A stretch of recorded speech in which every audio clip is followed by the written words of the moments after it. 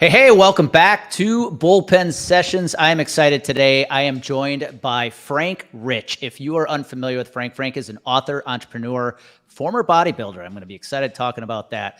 And men's health and recovery coach. Since starting Frank Rich Fitness in 2016, he has successfully helped thousands of men around the world transform their lives through the art and science of muscle building. After a series of life-transforming events and spiritual awakenings, Frank knew that he had an even larger message to share with both his audience and the world. He's now the host of the Superhuman Life podcast. His goal with the show and his content is to help others overcome the challenges and battles that we're all facing and provide real actionable steps and insights to inspire others to create the life they were designed to live. Why I want Frank to join me today is most of my audience, if you're listening in, you're probably an insurance professional, and it is easy to get focused on the revenue, focused on trying to focus on how good business is going when you are suffering in silence in so many other areas of your life. And that's what I wanted to bring Frank on today to talk about. So Frank, welcome to the show, man. Andy, it's an honor to be here, brother. Thanks for having me on, man. Well, as I said at right there 2 minutes ago, my audience is mainly insurance professionals, so most may not know who the heck Frank Rich is. So let's start there. Give us the backstory, how you got to where you are today. Absolutely, man. Yeah, I'll do my best here to kind of keep this short and spicy. You touched on a couple things there. Frank Rich Fitness, the podcast. I'm also the CEO of Rebuilt Recovery, where our mission is to help men become better men by quitting porn and rebuilding their lives. I think a lot of this for me started with the entry into fitness. I grew up, just like yourself and probably most of the listeners. Was an athlete. Playing sports, baseball. Was really kind of the dream pursuit. And that's why it was great to get connected with you, because here's a guy that kind of took it to at least the highest level, or as close to. I think he had a cup of coffee there in the pros with the Brewers, right? But for me, it was young kid growing up, just kind of out there trying to do what I could. But at the same time, while being an athlete, I also came from a family that had, let's say, some weight issues. Like we were not like the obese family, but it was like we just ate what we knew was readily available for us, and nobody was like the pinnacle of health. And I can remember, Andy, a very defining moment in my life. It was the summer I was 13 years old. So growing up in Tampa, Florida, you spend a lot of your summers, out at the beach and at the pools. And I happened to be in South Florida that summer with my my cousin, who was a year older than me. So I was 13, he was 14. And when you're that age, you kind of start hanging around 14 and 15-year-old girls. And I can remember being at the pool that summer, so insecure about the way that my body looked that I didn't want to take my t-shirt off. I can remember buying jeans around that time. Some of the department stores had this separate section in the store called Husky. And it was like, basically like, you got to go into this area of the store to buy your clothes. Began to become like a way that I identified. Why do I have to buy clothes from the special area? Like Husky, like that doesn't sound very good. So a lot of this became like early deep-seated trauma, and like, why am I insecure? Why don't I have the abs like Tony does over there? Why don't I want to take my shirt off? So that planted the seed for me to really figure out, okay, how can I change the way that I look? And by 15, man, I fell in love with really the art of bodybuilding. Arnold Schwarzenegger, the encyclopedia, getting all the magazines back at the time. This is pre-bodybuilding.com. This is pre-Instagram. This is basically me doing it because I was looking for a way to make myself feel better. In that first summer out of high school, so I dabbled in some weights, just for sports while I was in high school. But that first summer out, man, it radically transformed my life, because a dedicated 3-month transformation taught me that if I put in the work, I can have the things that I want. So that was a very early lesson that I learned on the fitness side of things. And I've carried that into business, into entrepreneurship, into podcasting, and everything that I've been able to do is like, put in the work long enough, you will get the outcome that you're ultimately chasing. Now, some of the other things you talked about there, like, the spiritual awakening, overcoming a lot of challenges. I struggled with depression, anxiety for a very long time. And I always looked at it as like, well, people in my family aren't happy. I come from a lineage of suicide. We did a recent episode on the dangers of male suicide on the podcast. But for me, once again, these labels and identity really begin to shape how I saw myself. So I come from an unhappy family. I'm probably going to be unhappy for the remainder of my life. I just need to do what I can to fight through these things. So yeah, I can go build an amazing physique. I can go chase bodybuilding. I can go chase entrepreneurship. I can start businesses. all while still managing a lot of the depression, social anxiety, and some of the other things I was dealing with on the mental health side of it. None of that really became clear to me as to the origin of a lot of those issues or the root causes of a lot of those issues until late 2018. So this is, I'm 34, 35 at the time. Like most men, watched a fair bit of pornography through my teenage 20s and into my 30s, not realizing that it was really an addiction that was holding me captive and was really the roots and seed of a lot of my mental health problems. So through a series of conversations, finding my faith and that spiritual awakening that you mentioned there, I got on the other side of my own pornography addiction and started to have conversations about it with men, first locally here in my church and in some of my men's groups. And that led me to wanting to start the podcast. So July 8th of 2019, we aired episode 1 of the podcast, and it caught some early traction. Apple picked us up, put us on the front page, new and noteworthy. What was interesting is you said something there is like a lot of times we don't talk about the things that are, going on in our life. Maybe we're keeping some secrets and we're putting on this front. What was amazing at that point, I'd already been running an online business, had somewhat of a small media presence. What was really fascinating is about 6 weeks into the podcast, the messages that I was receiving really started to shift. It was no longer, Frank, thank you for your fitness stuff. Thank you for the bicep hacks, or you're helping me get 6-pack abs. It really began to be, Frank, thank you for your conversations. It's interesting, Frank. You're the only guy that's talking about these real vulnerable situations. That was about 6-8 weeks of after launching the podcast. Another 2 or 3 months go by, and the messages were really ramping up. And now it's like, Frank, we love what you're talking about. I'm struggling. Can you help me? At this point, I provided a safe place where guys felt comfortable reaching out to me.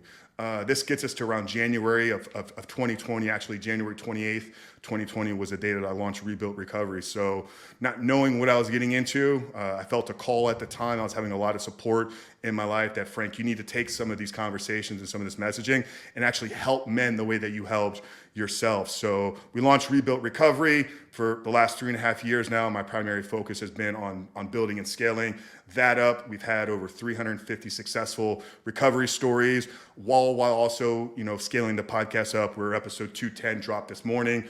Global audience, really some amazing things. So yeah, in short, man, that's my story. I don't know if, that kind of gave you a good context. Yeah, there's a lot to unpack, and I want to be clear for the audience. This isn't going to be an episode about how to overcome porn addiction. That happens to be a niche you help men overcome. But I wanted you on because there's a lot of people in the insurance industry that, like I said, look like they're having all the success in the world when you look at the book of the business they have, the car they drive, the office they have, but a lot of these people are suffering in silence. They're not enjoying life. They're not happy because of certain things that are going on in life. Maybe it's a porn addiction. I don't know, but there are things that are holding them back from true happiness and fulfillment. And man, I got to share this. You don't even know this about me, but I was a chunky kid.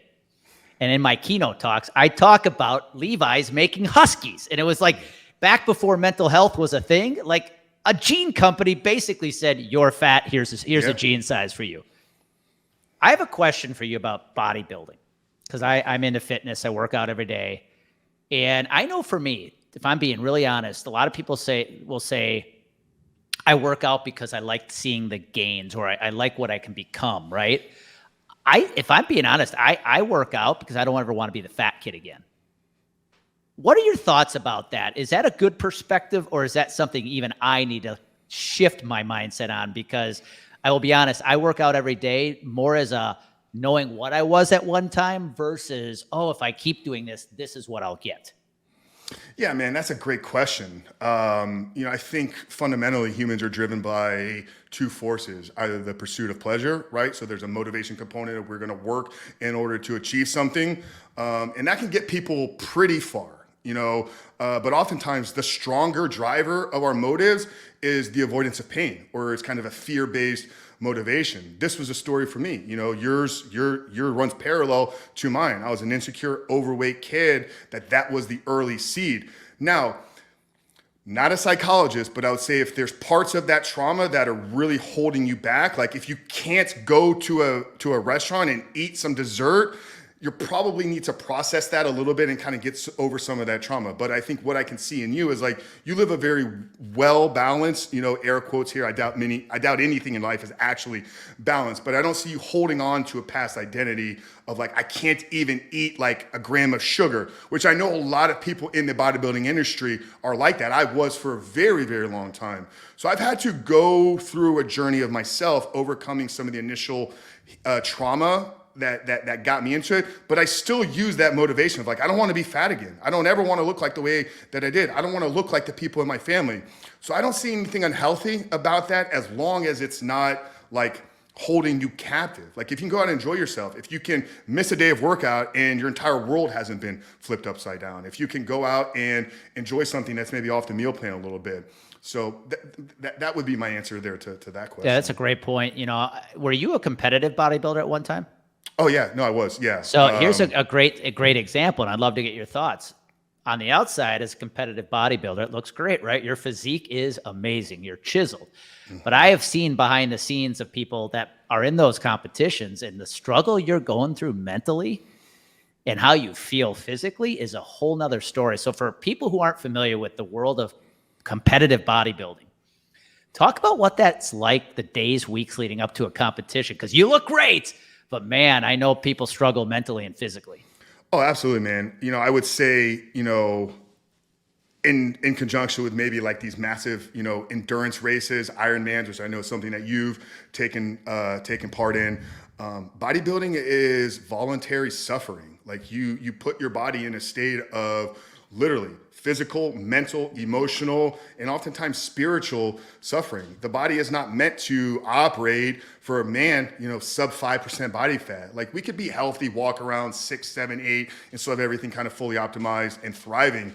But once you get kind of sub 5, like, yeah, some things kind of start to shut down here a little bit. And it's not a very great place to operate from. Females, that number's a little bit higher. Once you get a woman kind of, in single digit body fats, she's really got to start paying attention to hormones and things like that. For me, I was able to have this reflection where I looked back, okay, like I'm going to do this, but I'm not doing this because I think I'm going to be the greatest bodybuilder in the world. How can I leverage some of what I'm putting myself through to develop me character-wise, discipline, to then go out and apply it in other single areas? And this is something I see a lot of people miss, is they hold on to this dream of like being this amazing bodybuilder where very, very small percentage of those that compete actually have the ability to make a living. I wasn't that case. Like I knew from the early stages on, like I wasn't going to compete at the highest level professionally. So how do I leverage some of what I'm putting myself through to give me things that I need in business, in relationships, and just handling difficult situations, which I don't see oftentimes everybody has that transfer over. But yeah, it's a few weeks for most people. Now I've seen people suffer for months on end, and I think that's probably due to maybe they weren't ready to jump in at the time, because that's another thing too, is like with Instagram and social media today, is it's made competing almost like cool type of thing, where reality, you should have a few years, if not half of a decade at least, of training underneath you, and you should have a team around you that actually understands what they're doing. I've seen women completely destroy their physiques for years because they hired this, coach who has no credentials, no qualifications, and basically just restricts all of their calories. So there's a lot that we could, really unpack here, but it's definitely not the healthiest thing to do. And I think that's good for the general population to know, is like, hey, these people oftentimes that we see on these magazines, they're being presented to us as the pinnacle of health. Oftentimes they're not. I know many of these people on the magazines, and they're struggling with all the same mental health stuff that we all are as well. And that's actually, I think, a great segue, because in the world of bodybuilding, it's the looks, right? But yeah, mentally they're struggling. In our industry, it's often, again, going back to the numbers, the revenue, the size of the book. But what people don't realize is a lot of these people are still struggling mentally. And I'd love for you to give some analogies, because you also are very familiar with the business world. So you take fitness and apply it to the business world. When I look at why I work out today, I talked about the fear of not being the chunky kid again, but there's two very positive things I see that it's taught me. Number one, the concept of we just do hard things. Like for me, working out's a non-negotiable. And if I do that every single day, my mindset is, what else can I do? Because we do hard things. Two, I feel like when I have the opportunity to work out, I show up my best everywhere else because I'm confident. I feel good, right? It's not a selfish act. It's almost selfless because if I work out, I'm going to be my best for others. So the biggest challenge, Frank, is for most people in our industry too, like others, they're sacrificing that fitness for the business success. When you look at both, because you've been on both sides of the world, how can a professional leverage fitness to improve in business, if that makes sense? Yeah, man. I come from the school of thought. I'm sure you may have heard this before, that our self-confidence is directly tied to our ability to keep the promises that we make to ourselves. And I think what's interesting about your health and your fitness is it's a business card to the world of who you are. Like, I could tell a lot about somebody that walks into a room and is physically fit. They have discipline, they have work ethic, they know how to set goals, they know how to keep their promises. Without them ever saying a word, somebody walks in, tight t-shirt on, very well put together, you instantly know these things about that individual. But your fitness and your health is also a business card and daily reminder to yourself. If you've been telling yourself every single day for the last 3 months, the last 6 months, the last year, however long, that you're out of shape, that you're capable of more, and that you should be doing something about it. If these are either thoughts or words that come out of your mouth, and then you look at yourself in the mirror and you aren't taking action on those things, that's going to equate into you having a poor reputation with yourself, because there's something in your life that you should be doing and you're not taking action on it. Now, how does that manifest itself in the real world? Well, about 95% of our life happens at the subconscious level. We're not consciously aware of everything that we're doing. Like, this is the way that our bodies are designed. It's to allow us to live in this world. Is like, things just need to happen on autopilot through rituals, through habits, and just through subconscious programming. So if every time that I see myself in the mirror, it's a reminder to myself that I am not the person that does the things that he says he's going to do, then when I'm presented with a difficult situation in life, maybe it's making the hard phone call to the client. Maybe it's sitting down and doing 100 sales calls. Maybe it's reaching out and going to the networking thing. Well, hey, Andy and Frank, you guys don't do the things you say you're going to do anyway, so why are you going to go do this one? So it begins to kind of operate underneath the hood and begins to really drive your day-to-day actions. So I would say that's probably one of the biggest things, is like, your health is a daily reminder to you. If you are not proud of the person when you're naked, looking back at you in the mirror, then brother, sister, who's ever listened to this, like, that's where I would start.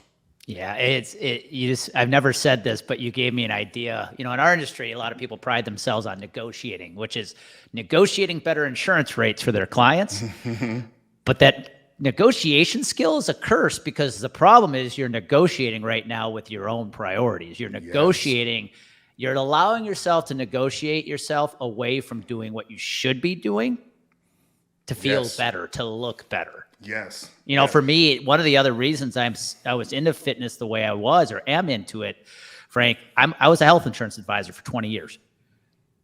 My belief was, how in the world am I going to have any credibility to go out to companies and say, by the way, your rates are going up 20% this year because your people are unhealthy, if I look like I'm unhealthy? I mean, it's no different than going to work out with a trainer who looks out of shape. Exactly. And so I said, I've got to make sure fitness is at the top of my priority list to be taken seriously by my clients.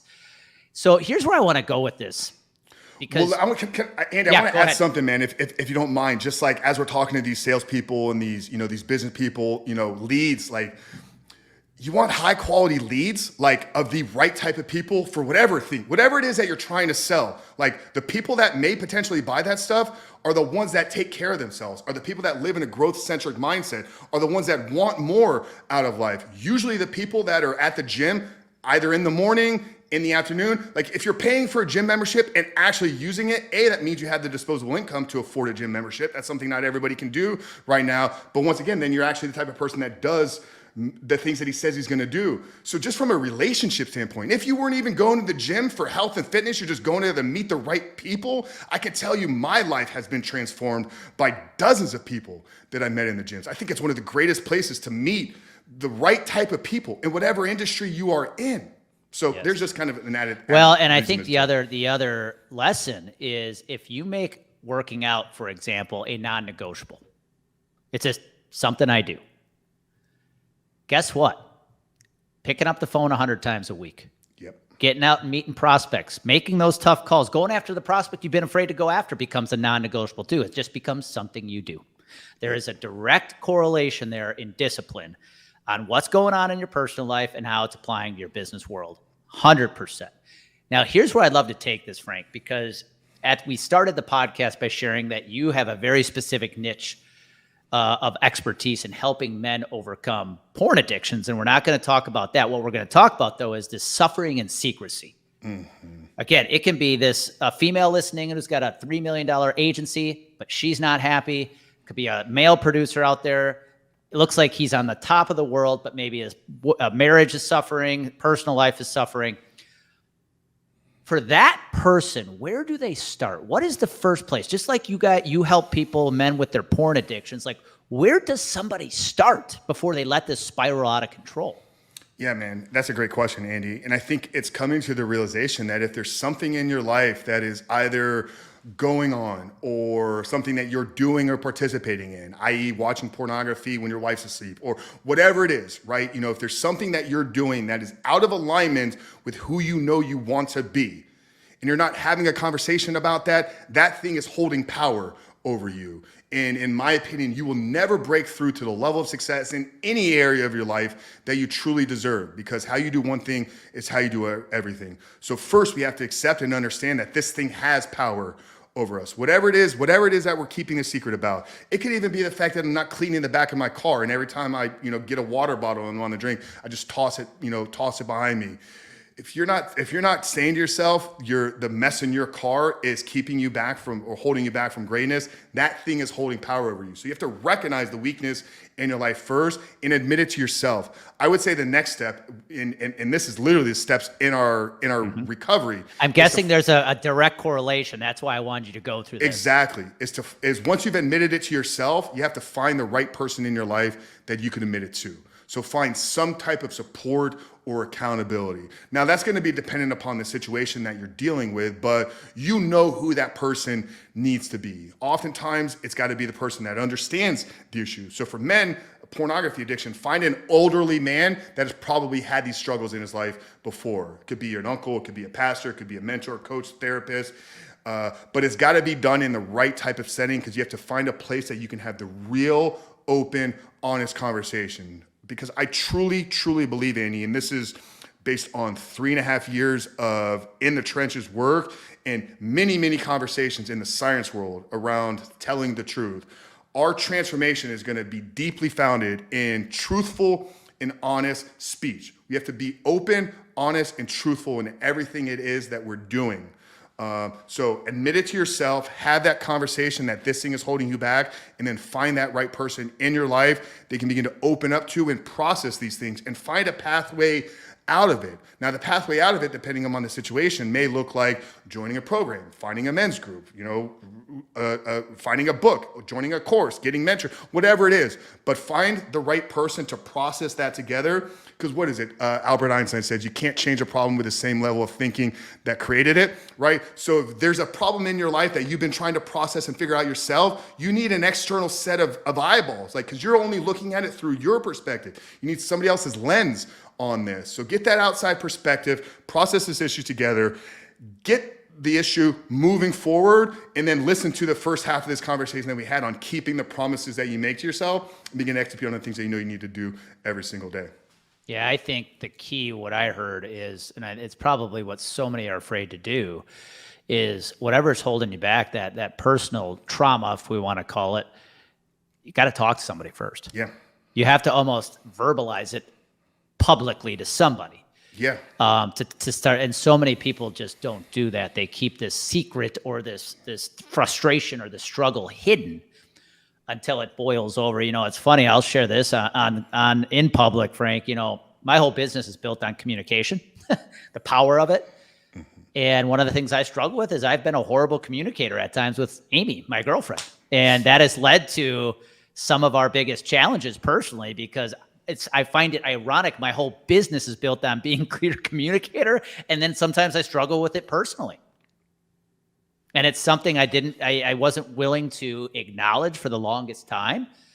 And what you just said there, is so true. You've got to you've got to acknowledge you got the problem and then seek somebody who can provide that accountability and assistance.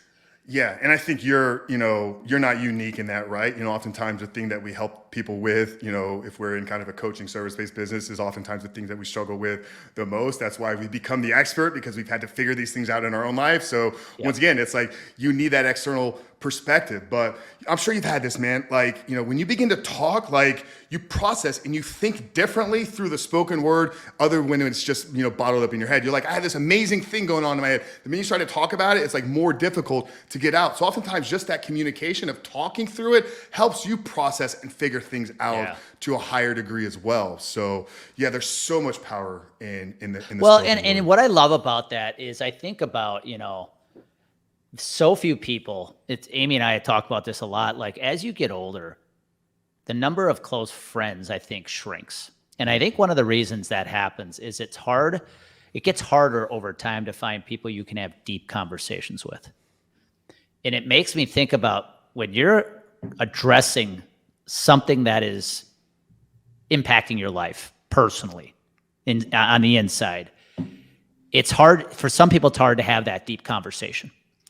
And I think about like events in our insurance industry, quite frankly, they're full of mostly shallow bullshit conversations. They really are. And very few people are willing to have that deep conversation of how they're feeling and what's going on, because that vulnerability could be a dent to their credibility. But that's what I got to believe in your work, Frank, because you work with men mainly. That's got to be a big issue. Are men willing, because I think women are better at this, are men willing to get vulnerable to admit something's going on?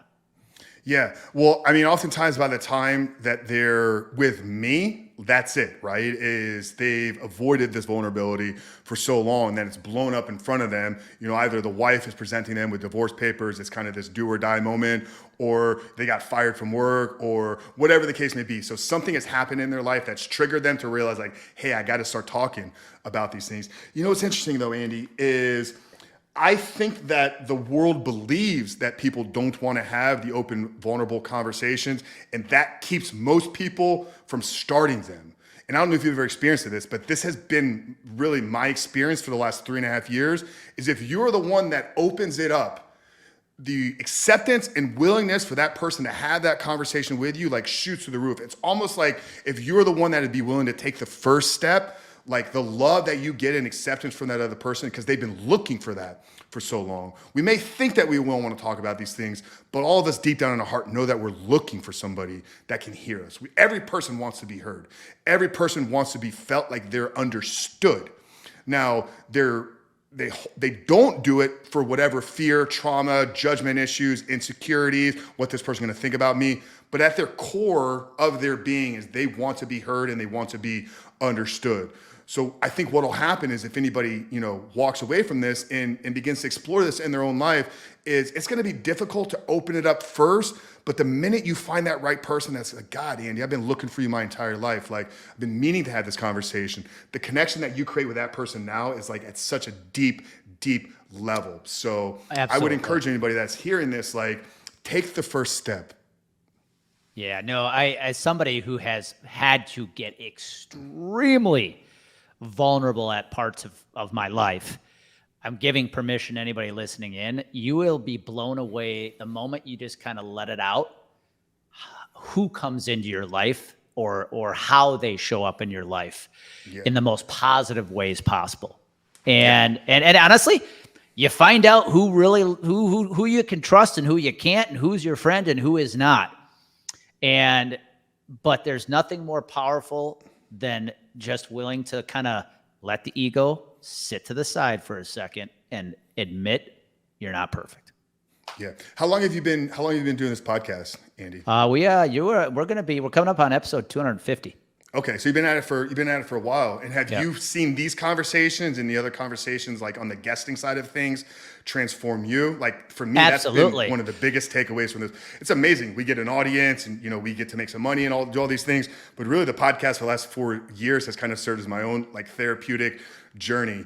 I shared this it was our January 1st episode. So the first episode that I released in January of 2022. And it was 5 ways to make 2022 the best year of your life. And I wanted to add things that were like going to be new to people. And I'd already been running the podcast for 2.5 years at this point and saw the power of having deep, meaningful conversations in my life. I gave a tip back in 2022. I don't know how many people actually took me up on it, that at least once a week, put your phone away, sit down with somebody and have a very deep conversation for 30 minutes. Almost treat it like you're having a podcast with somebody else. It doesn't matter that anybody's listening to it, but take the attention away from all the phones, lock in, look another person in their eyes and talk to them about whatever's going on in life, whatever's going on in your journey, whatever you're struggling with, whatever things you're excited about, and just share intimate conversation with somebody on a weekly basis. So few of us actually do that. It's always go, go, go, go, go, go, go. What's next for me to do?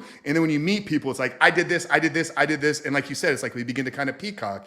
It's like, get real and vulnerable with somebody on a weekly basis and do that for a year and reach back out to me and let me know how your life has transformed. Like, yeah, two things there. Number one, people don't realize, because we have some clients who think about starting a podcast. One of the greatest benefits you don't realize about the podcast is it's your own personal development journey. Because if you get to interview somebody every week, selfishly, I'm learning from everybody I interview. That's my win. But two, to your point, talk about put that phone away and have a deep conversation. Amy loves to have deep conversations, and I get caught sometimes, in the middle of a week, you're in a routine, we sit down to have dinner, and I pull out my phone to check out a sports score or two. And she's wanting to have a conversation. I've got to learn how to chuck that phone to the side and look at that person to have, I'm somebody too, Frank, who's trying to get better I'd rather have a cup of coffee with somebody one-on-one and have a deep conversation than be at a public networking event surrounded by 20 people where, let's be honest, you're having a bunch of surface level conversations. And so, but before we wrap up, let's talk a little bit about your podcast, the Superhuman Life podcast. I'd love to promote it a little bit for the people listening in who've gotten a lot of value out of it. Talk to us a little bit about the podcast. What type of guests do you try to have on the episode? What's the purpose?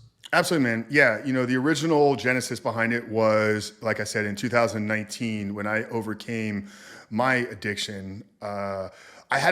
I didn't understand the depth and severity of the issue until I was free. Like the entire time I was struggling, I thought I was the only guy in the world that had this problem. But when I got on the other side and I started to talk about it in my own kind of network and circle, people were like, no, this is a big issue. And I'd always wanted to have a podcast. Like going back to 2013, when I first listened to Lewis Howes' School of Greatness, it's like one day I'm going to have something like that. And through building Frank Rich Fitness, which I started in 2016, there were probably 20, 30 different whiteboarded ideas that I never felt right about to take action on.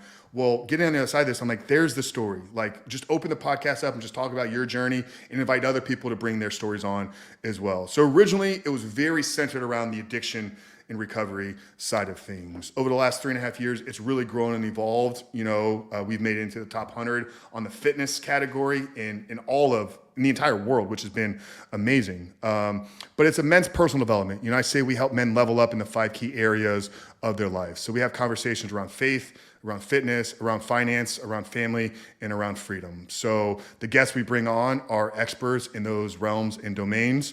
We've had world-class athletes, NFL Super Bowl champions. We've had best-selling authors, entrepreneurs. We've had, some of the greatest storytellers in the world. I have a passion for science, biohacking, and self-discovery. So selfishly, a lot of them kind of tend towards those topics. But 210 episodes, man, literally, if you just search, I guarantee that there's going to be an episode that resonates with you. We've talked about how to build muscle with a barbell. We've talked about functional primal training. We've gone deep into the world of biohacking. We've had Dave Asprey on twice. We've talked about fasting. We've talked about structured water, very deep in the neuroscience world. So yeah, it's been amazing. And just like you, it's been a journey in my own self-development as somebody that has been like I mentioned, kind of in this growth journey for 20 plus years, I've gotten more out of these conversations in the last 4 years than any book that I've read, any mastermind that I attended, any course, anything, because it's not just the information. It allows me to go a layer or two deeper into the author's mind when they were writing the book. Why did you ask that question as opposed to this one? Why was this your journey? So for me, it's been an incredible journey. And yeah, you can find us at The Superhuman Life. Anywhere that podcasts are played, and we'll be having Andy on in the coming weeks. Yeah, I'm looking forward to it. I think a great way to wrap this up, Frank, is, there's actually a real big sales lesson in here. I'll share a quick story. I had an advisor a couple years ago we teach in sales to win the business today. You got to create likability and credibility. It's not all credibility. Knowledge is credibility.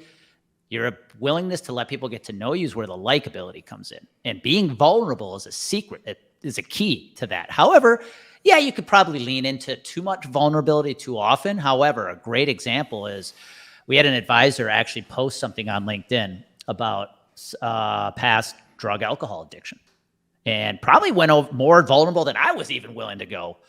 And out of that post, he got contacted by the largest broker in his market, his territory, who said, "Hey man, I can't believe you posted that, but I've had the same problem. I've had the same addiction."